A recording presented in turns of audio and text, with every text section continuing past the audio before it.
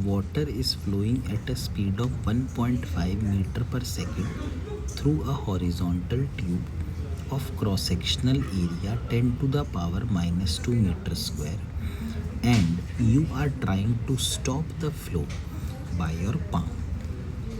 Assume that the water stops immediately after hitting the palm. The minimum force that you must exert should be.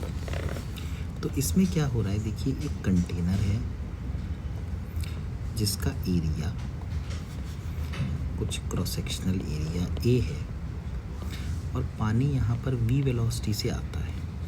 अब यहाँ पर अगर palm लगा दिया जाए, ऐसे है ना, पाम लगाकर इसको बंद कर दिया जाए, तो इस पाम से टकराते साथ जो वेलोसिटी हो जाती है वो ज़ीरो हो जाती है।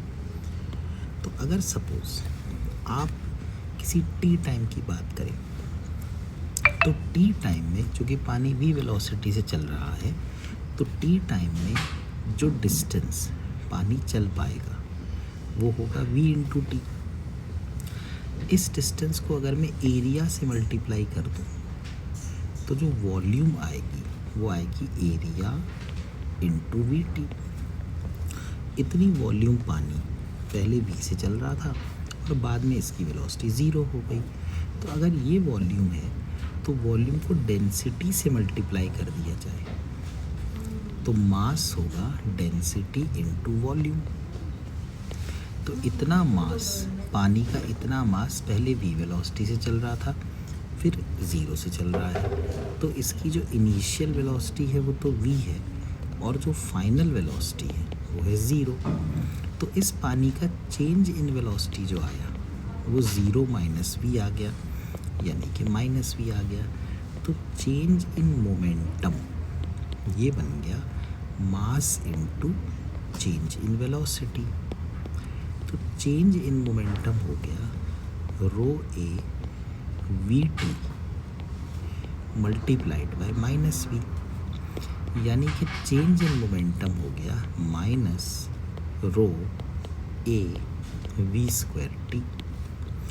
अब जो एवरेज फोर्स होनी चाहिए वो होनी चाहिए delta P upon delta T, यानी minus rho A V square T divide by कितना टाइम है, टाइम तो टी ही है।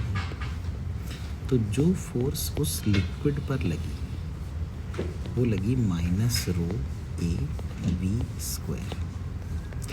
बदले में लिक्विड जो फोर्स हाथ पर लगाएगा, सरफेस पर लगाएगा एनक्लोजर पे, वो होगी रो ए वी स्क्वायर। तो अब देखिए रो कितना है, ऑब्वियसली रो 1000 है, एरिया है 10 टू द पावर माइनस 2, तो 10 to the power 3 this is rho, area है 10 टू द पावर माइनस 2 और वी स्क्वायर। अब आप देखिए पानी की वेलोसिटी कितनी है 1.5, तो 1.5 इंटू 1.5 ये हो गई एवरेज फोर्स। तो एवरेज फोर्स हो गई 10 इंटू 1.5 इंटू 1.5 तो 2.25 हो जाएगा। तो एवरेज फोर्स हो जाएगी 22.5 न्यूटन, यानी पानी हम पर जो फोर्स लगाएगा वो होगी 22.5 न्यूटन।